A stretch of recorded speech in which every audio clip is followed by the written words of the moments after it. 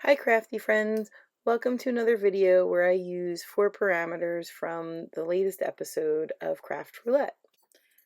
The technique I'm going to use for this week's card, I needed to use a different stamp platform than I normally use. This is my Tim Holtz stamp platform because I needed an edge because I have to be able to put, when I'm finished, the stamp back in exactly where I had it, and my other stamp platform doesn't have that. This one I don't use particularly often because I don't feel that it gives me as good of a stamp, but then I figured out to use that little foam that Close to My Heart stamps come with. That really helps because my other stamp pad has, or stamp platform has, like a spongy kind of bottom, and this one doesn't. So I think that that's why I have so much issues stamping with this platform. So when I used the foam, it worked out much better. I had originally stamped this on the other side of that Kraft cardstock, and I could not get it to do a full image. It kept missing pieces. So I flipped it over and I went and got the foam out of one of my Close to My Heart stamps, and that worked. Just had to make sure I got the middle well. I don't have to go crazy with every single part being perfect because I'm actually going to go back when I'm done coloring and restamp it. But so that was good for now. I used a brown, I think it's called Pebble, because I didn't want it to be stark black. So next I'm going to color in my stamp with colored pencils. I'm using Prismacolor. They are one of my favorite colored pencils, especially on Kraft. They come out so nice. They're kind of like creamier than some other colored pencils. I'm using a dark purple for the like darkest shades where the petals overlap each other, and then a bright pink, and then my last pink will be a really light pink, and then I'm going to use Zest-it. So some people use Gamsol.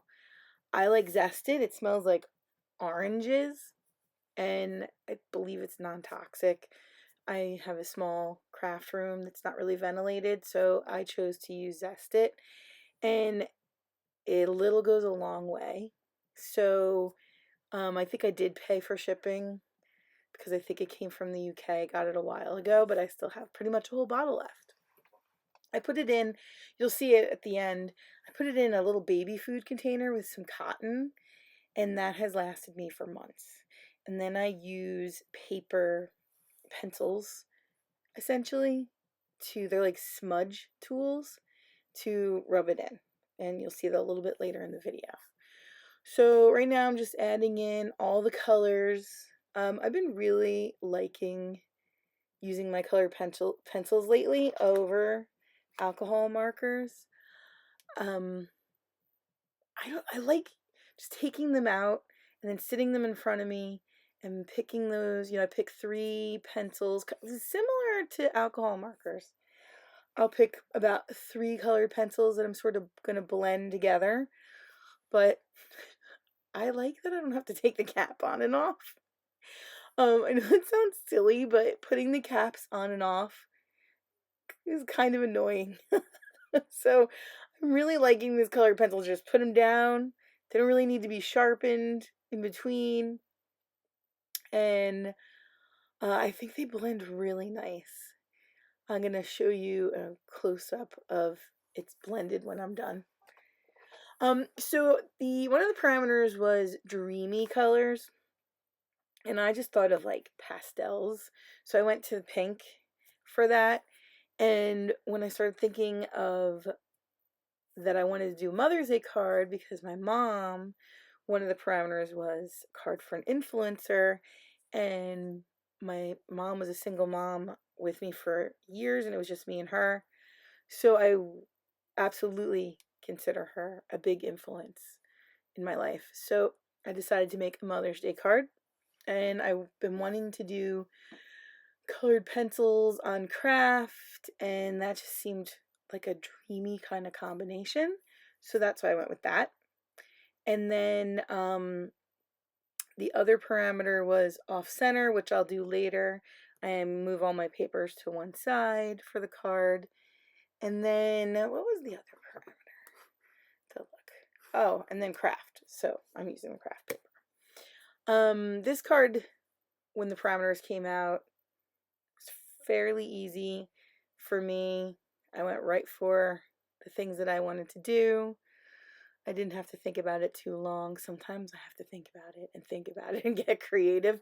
But this one came pretty easy.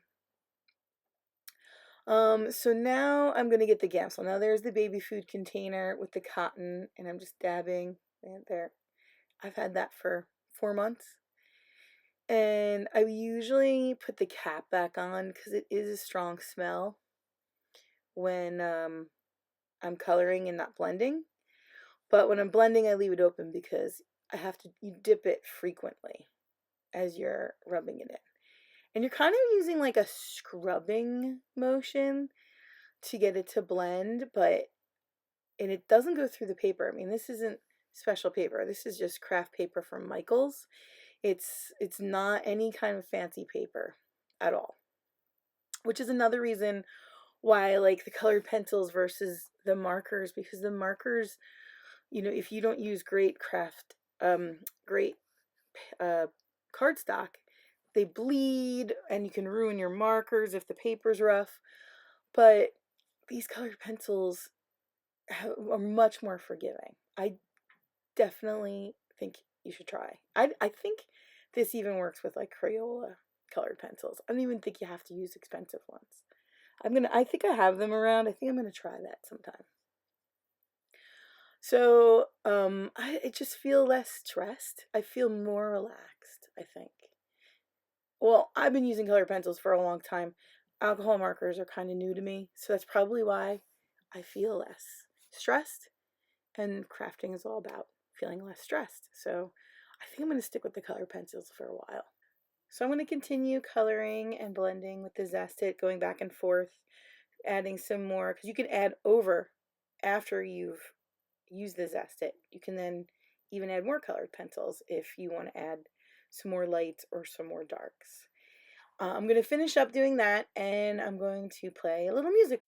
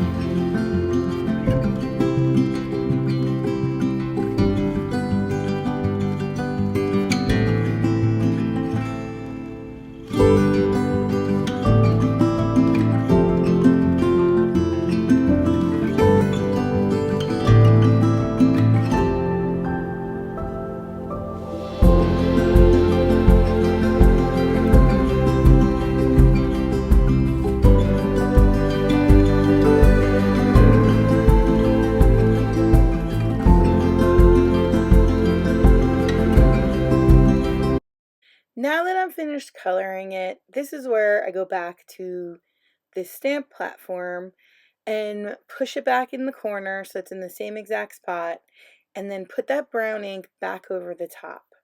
And it really helps make the sharp lines come back, especially in the middle where those where the little stamens, I guess, or little seeds. That gets a little muddy with the colored pencils, and then when you put the ink back over the top, it helps sharpen everything up. And then the last parts are putting it together with paper. So one of the was off center, so I decided to put my papers off center. Now these are papers that I got out of a paper pad from Hobby Lobby. They're really thin and they're not my favorite. I also scrapbook, and these are not the greatest for that. But when you're going to layer on a card, they're actually really good because you can put a couple pieces of paper and it doesn't make your card much heavier at all. So then I did keep them for card making. So I went through and found just colors that I felt went with the sort of vintagey, soft kind of look I was going for. I didn't use glue because, like I said, the paper is really thin, so I definitely had to use double stick tape instead, which always gives me a problem. As you can see, I can never seem, no matter how careful I am, to get it where it doesn't show some white card from underneath. So I always seem to have to trim it. So I'm just cleaning up the edges, taking a tiny bit off so that you don't see that white coming through. When it's glue, I can slide it a little bit and it works great, but the double stick tape, it never fails. I always end up with a spot that you can see. So then I'm going to put my next layer, which is another piece of really thin Hobby Lobby paper. I had inked the edges with some vintage photo. And now this one, I can line up no problem.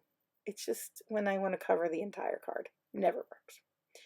So now I'm going to decide where I want to crop this. I know I did all the coloring, and now I'm going to cut a bunch of it off. But, you know, that's the way it is.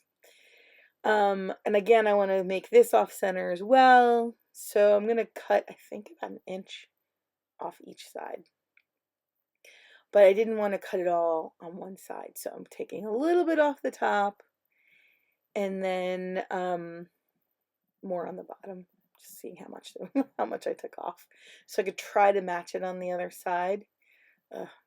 It's so hard to cut an image after you spent all that time coloring it. So here's where I'm going to take about it's a half an inch. But I think I end up taking a little bit more off. I don't remember. We'll see in a minute. Yep, I'm going to take a little bit more off. I think on just that side. And then I will use some more double stick tape to put that piece on. And then I'm going to add a sentiment. And I have some Mother's Day sentiments that I'm going to use from Simon Says Stamps, which I got, I think, last year for Mother's Day. And they have some really pretty ones that are big that say, like, Happy Mother's Day. But I didn't want to cover up the image too much, so I did pick the smallest one, which says Thanks, Mom, which is not my favorite sentiment, but it looked good on the card. I decided to put on vellum to try to let some of the cards still come through. I end up not being super happy with it. You'll see it. Now there's you can see the messed up ink on the other side of the cardstock. But that's what's great about paper. You can always use the other edge or the other side. But yeah, so I ended up not loving the vellum. I don't know. I don't use it too often, and I know why. It's just not my favorite. I used it die cut, or like an ornate die cut, thinking it would help. I used gold embossing powder, which you'll see in a little bit. But I don't know. I didn't want it to sort of not be stuck down all the way, so I ran it through my sticker. What is that called? Is this a Zion machine? I don't know if I'm saying that right. to get the whole back sticky so you don't see like the glue dots. And I originally, as you're going to see here, which I wish I had done, I was going to double layer the vellum to make it a little less see-through, and I wish I had done that. I had the piece cut, I just decided not to do it. So here I am running it through the machine, and there's the extra piece on the side. I use a little piece of Post-it because it's so delicate to like push it through the machine. Mine doesn't turn for some reason. I never did. So I always have to pull it out. I mean, it works, but I wish I had stuck it to the other one, especially watching this video back. So I peel it off. I mean, it works great with vellum. You don't see any glue. The whole thing is sticky. It just, I think if I had put the other piece on, I would have liked it. I don't know, but there's my finished card. Let me know what you think in the comments. I did all my parameters, but I think I may redo the card before I give it to my mom. Thanks so much for watching. Have a crafty day.